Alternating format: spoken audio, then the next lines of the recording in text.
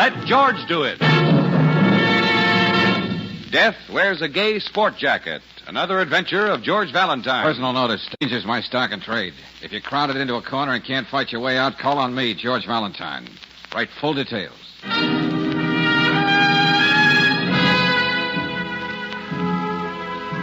Dear Mr. Valentine, in the last month, violent death has struck 4 people in the Warrington Square section.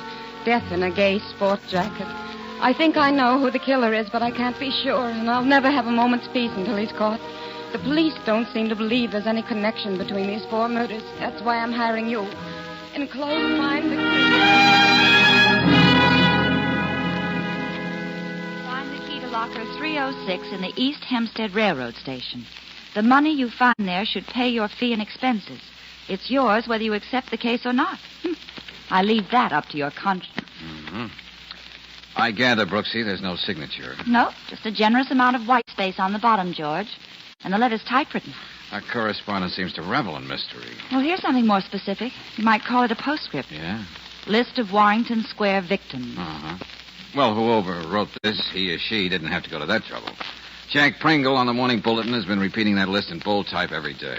September 12th, Joe Barcelona, butcher. September 17th, Mrs. Adelaide Walsh, housewife. September 29th, James O'Hara, truck driver. October 18th, Nancy Cabot, fashion designer. 4? Mm-hmm. I didn't know about Nancy Cabot, whoever she is. Hey, you know, Angel, this should be a pleasure. Multiple murder? No. A client who's willing to pay off without even identifying himself. Well, that is if there is any money in locker 306. Well, Brooksy, there doesn't have to be any mystery about that.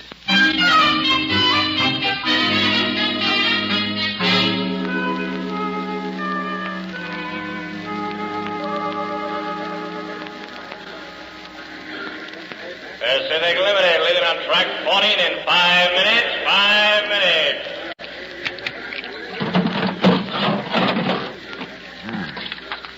You see, it is real money, Brooksy. This stuff in here isn't watercress. No.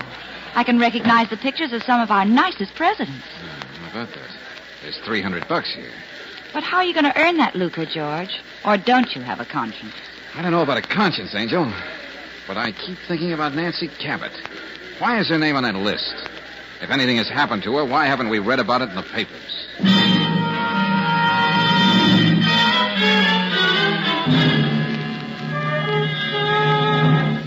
Valentine, believe it or not, when a crime is committed, the police somehow manage to hear about it. I told you there's been no report about a Nancy Cabot. Okay, Lieutenant, okay.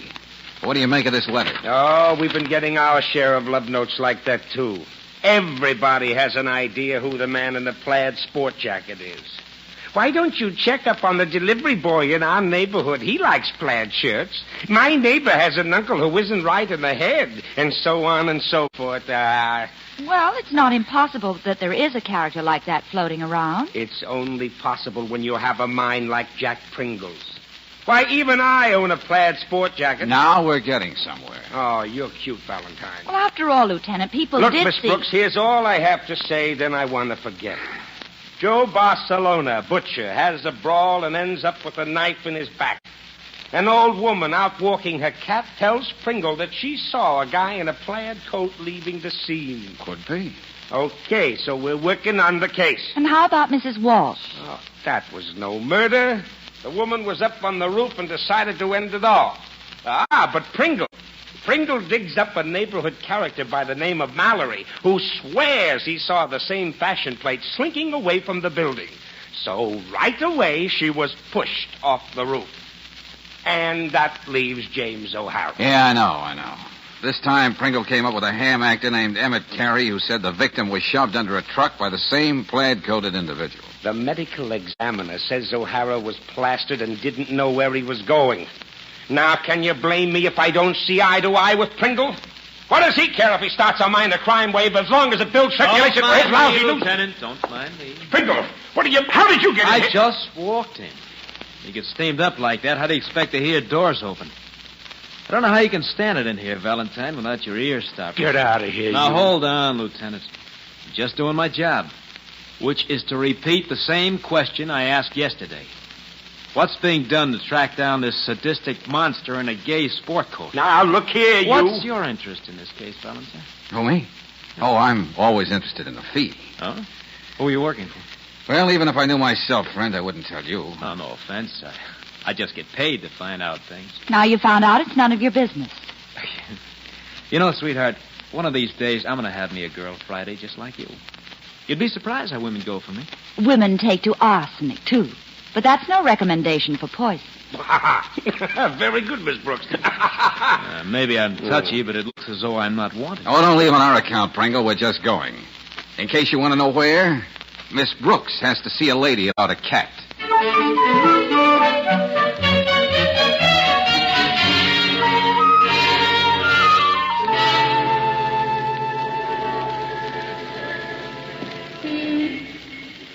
Young lady, it's very sweet of you to sign my petition. Oh, think nothing of it, Mrs. Winthrop. The city needs a home for stray cats. I've been waging this campaign for 20 years. Oh, to get back to Joe Barcelona, Mrs. Winthrop, how can you be so sure about the man in the sport coat? Wasn't it pretty dark that night? Oh, yes. But sometimes I do think I have the eyes of a cat, my dear. Do you believe in reincarnation? Do you think I might have some feline blood in me? Oh, I wouldn't know. Just what did you tell Mr. Pringle? Oh, he asked me so many questions, Miss Brooks. I'm certainly glad I was able to supply him the answers. Why, if there's a killer around, he may even decide he doesn't like cats. There are some people like that, you know. Well, thanks very much. Did you read what Mr. Pringle wrote about me in the paper? He called me the cat woman. Wasn't that sweet of him?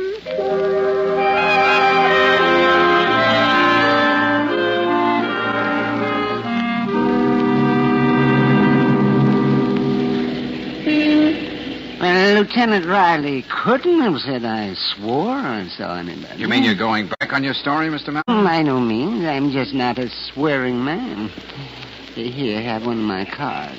What do you mean? What's it? If you ever feel like cussing, it's the devil in you fussing. I give out hundreds of those every day. That's swell. Swearing destroys a person's moral fiber. It's worse than drinking. And talking about drinking, could you spare a little change for a cup of coffee and... I don't know what the end is, but this ought to cover it. And I'll be switched. Oh, you see how you can express your emotions without resorting to profanity. Yeah, I'll make a mental note of that. Now, Mr. Mallory, how can you be so sure that the man you saw scuttling out of Mrs. Walsh's building after she fell to the street is one and the same as in the Barcelona case? After all, a lot of men wear plaid sport jackets. Oh, no, by jinkety. When Mr. Pringle was asking me all those questions, I realized that the coat was the exact same color, and blue and green plaid. I see. Okay, if that's your story, I guess I'm stuck with it. Bye, Jinkety.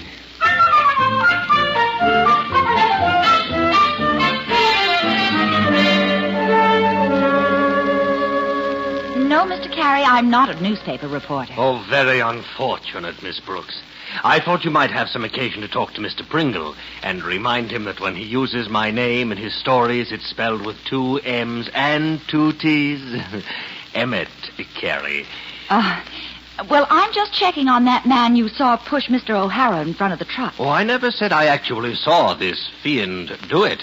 What I did say was that my powers of observation, developed after long years in the theater, made me spot the culprit before he could beat a hasty retreat and so lose himself in the crowd. Oh? The garment he was wearing matched exactly the coat described by Mr. Pringle in his newspaper pieces. Then there's no room for doubt. None whatsoever. Oh, it was gratifying to see my name in the papers again. I can imagine. And you shall see it again and again, my dear, when I found just the right vehicle for my talent. Yes, I'm sure of that. Now, I really must... You will remember to tell Mr. Pringle that there are 2 M's and 2 T's, now won't you?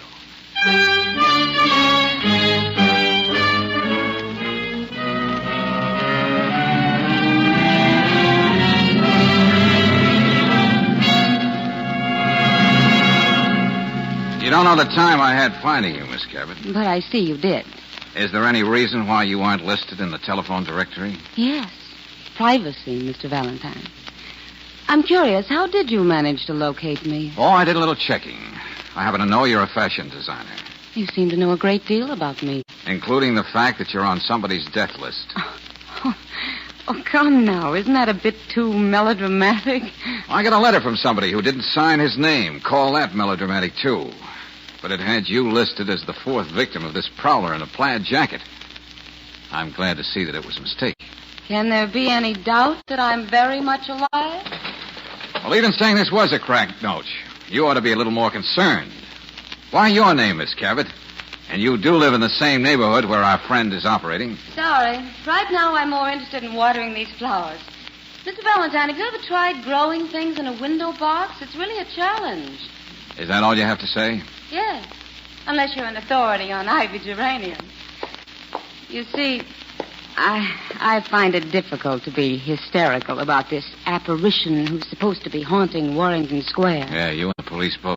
So far, you haven't produced anything spectacular to make me feel otherwise. No, I guess not.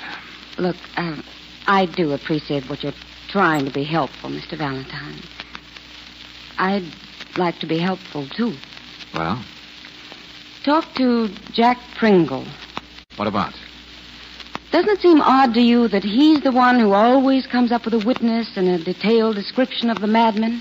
Yeah, I've mulled that over. It's possible a reporter might overwork his imagination to get a good story. Or he might have other reasons. Of course, I wouldn't know. I'm just trying to be helpful. Mm-hmm. Now, Mr. Valentine, it's getting late. I really must get dressed for dinner. I'd like to ask you to stay, but he happens to be something very special. My future husband, I hope. All right, good luck, Nancy. But just to make sure, you'd better find out if he owns a gay sport jacket.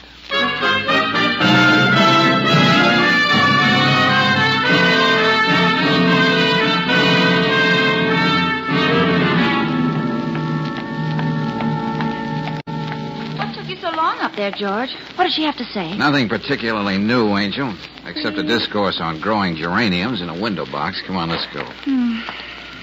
Well, aside from meeting a gallery of queer characters, we've gotten nowhere fast. George! Hey.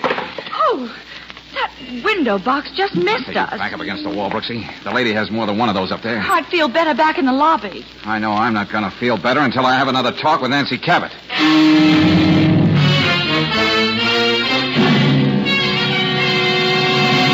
Better get Riley on the phone, Angel. Oh, who could have gotten in here and choked her? You only left her a few minutes ago. I can think of 3 answers. Somebody who was waiting for me to leave, somebody Nancy knew well, and somebody who had good reason to let fall with that window box.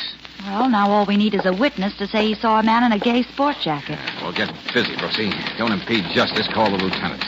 What are you doing with that typewriter, George? Dear Mr. Valentine, in the last month... Oh, I get it. Was it Miss Cabot who wrote us that letter? On her own little typewriter, Brooksy. She was just a day early in writing her obituary.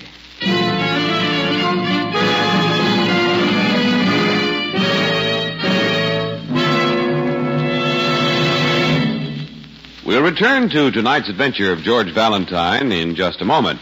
You get an unsigned letter and a list of 4 people who've met with violent death.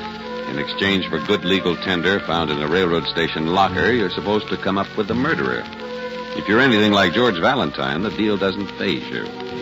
But then you find one of the victims still alive. However, she doesn't disappoint you.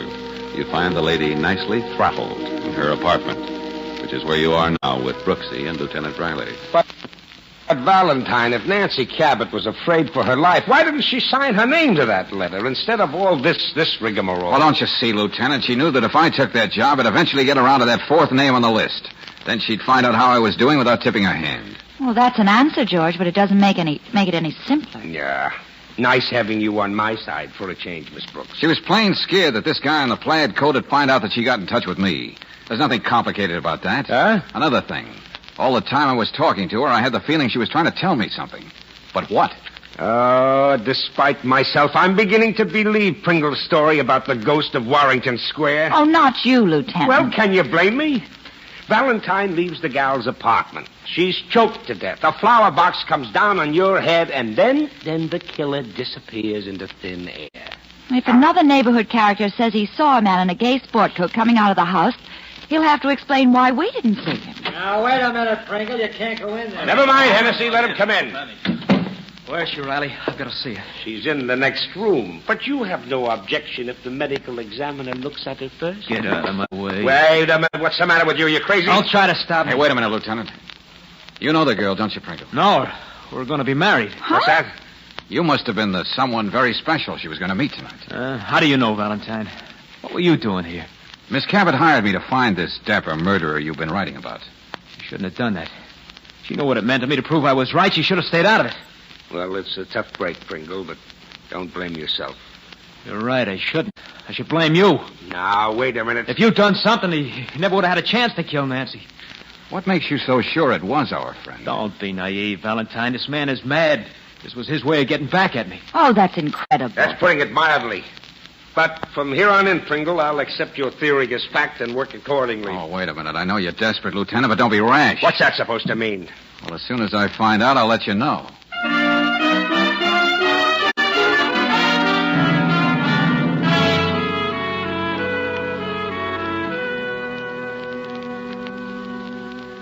Say, George, there's a man in the outer office. He gave me this for you. What?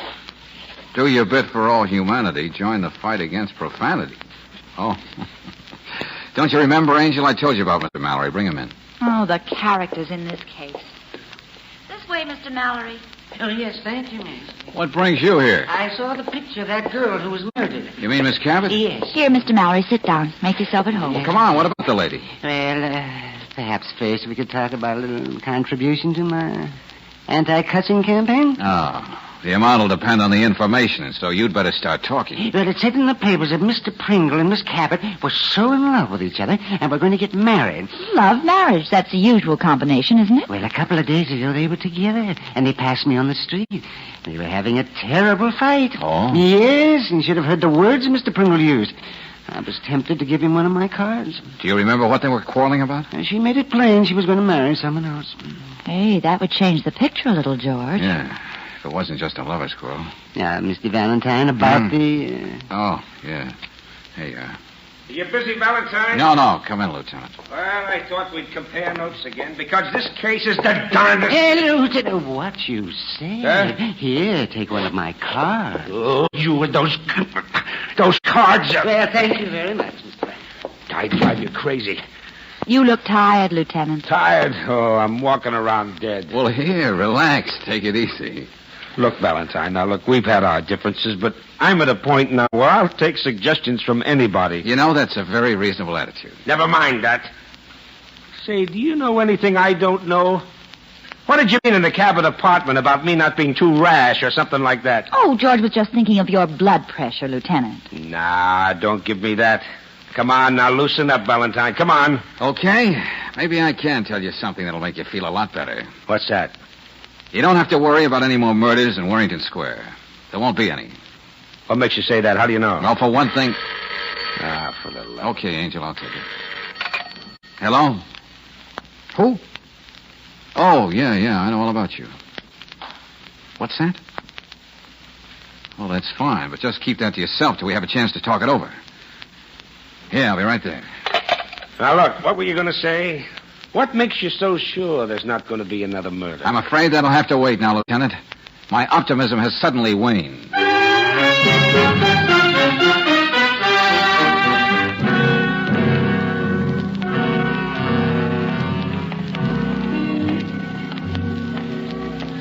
Carrie's rooming house is just on the next block, George. Hey, Brooksy, just how did this Emmett Carey impress you? You spoke to him. Oh, just an actor who probably sleeps with his scrapbook under the pillow. Seemed honest enough. Yeah. Sounded like a screwball over the phone. Anyway, something must have happened to change his mind about seeing the man in the plaid coat.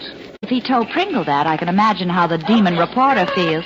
Oh, golly, this is all we need. Who is this? Catwoman. If she starts talking, we'll never get out of here. One of my cats is missing, Miss Brooks. Have you seen her? You couldn't help recognizing her. Her name is Bella. Oh, there hasn't been a cat in sight, Mrs. Winthrop. Now, we really must... I can't understand it. Bella was such a well-adjusted cat. Have you seen her, young man? No, ma'am. Oh, She'll come back. Brooksy, don't you... That petition. Would you care to sign it, young man? Would I? To found a home for stray cats. Better sign it, George. Okay. Do you suppose, Miss Brooks, that man in the plaid coat could have lured Bella away? I've been thinking about it. George! We'll tell you later, Mother.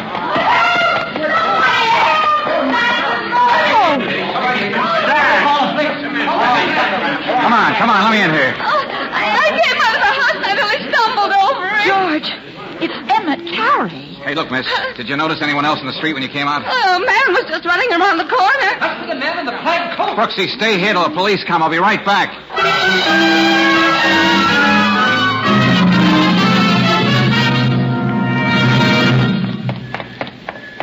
Hey, look, friend. A man came running into this block a few minutes ago. He had to pass here. Did you see him? You must have seen him. Oh, No, I wouldn't be able to see him. I'm sorry. Everybody around here knows poor old Joe can't see. You're looking for this fellow in a plaid coat, aren't you? He just passed here. Yeah. But how would you know that if you're blind? He stopped right in front of me here. You mean he told you who he was? Oh, he said everybody was looking for him, but they'd never find him. He said he wasn't through killing yet. He didn't care who I told that to. You know, he must be crazy. You're not kidding, Pop. Well, that's that. You're not going to stop looking for him, are you? He has a way of evaporating right in front of your eyes. Oh, you should keep after him. He ran down the street and went into that alley. You know, a fella like that shouldn't be around loose.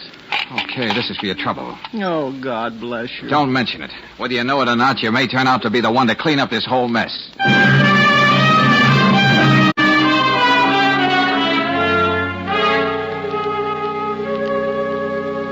And in this, the latest of the Warrington Square murders, the police have a blind man as the principal witness.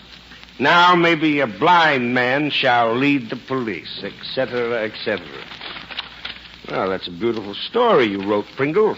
What did you want me to do, Lieutenant? Shower you with compliments? Don't you feel out of things not being the one to find the witness this time? Not at all, sweetheart. Seems I'm right in the middle of things. Tell me, Riley, why did you ask me down here anyway? Thought I wasn't welcome in your office. If you want to know, it wasn't my idea at all. All right, I'll guess who. Valentine? Where is he? Oh, he's here. Okay, Valentine. Yeah, over here, Joe. Take this chair. Be careful now. That's all right, Mr. Valentine. You don't have to worry about poor old Joe. I can get around. So you finally decided to let the working press talk to your precious witness, huh, Lieutenant? That's right. I thought you'd like an interview. I've got a few questions for him. Well, keep them under your hat, because Valentine here is going to ask the questions. Correction, please, Lieutenant. Just one question. Joe, you said the man in the plaid sport coat stopped and talked to you. That's right. Well, here's the question. Do you know who he is? Yes. It's that fellow over there. Is he pointing at me? That's right. This was one time the power of suggestion couldn't work on a witness. You couldn't plant any ideas in Joe's mind as you did with the other three witnesses. You must be hopped up, Valentine. You had to act out the myth you created because you thought he was blind. He's just a bad boy, Pringle. He doesn't like to work. There's nothing wrong with Joe's eyes.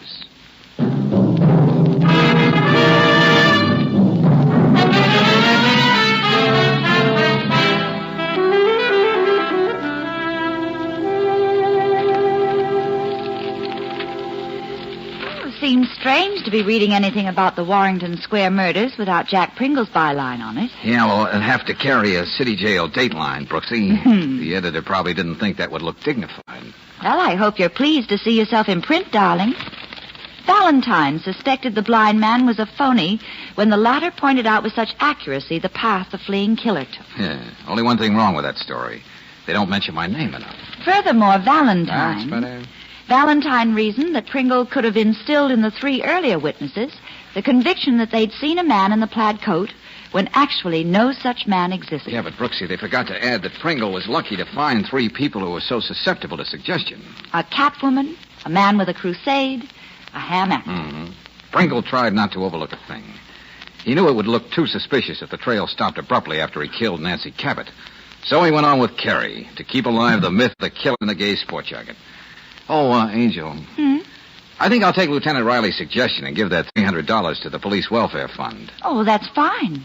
But shouldn't we keep some of it for all the time and work? Oh, I forgot to mention this. I sold an exclusive first-person story to the Morning Bulletin for $500.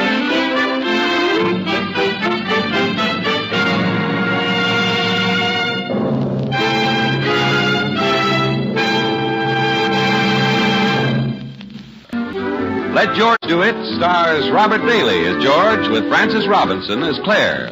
Wally Mayer appears as Lieutenant Riley. Tonight's story was written by David Victor and Herbert Little, Jr. and directed by Don Clark. Also heard in the cast were Georgia Ellis as Nancy, Tony Barrett as Pringle, Peggy Weber as Mrs. Winthrop, Howard McNear as Mallory, Larry Dobkin as Carrie, and Dick Ryan as Joe.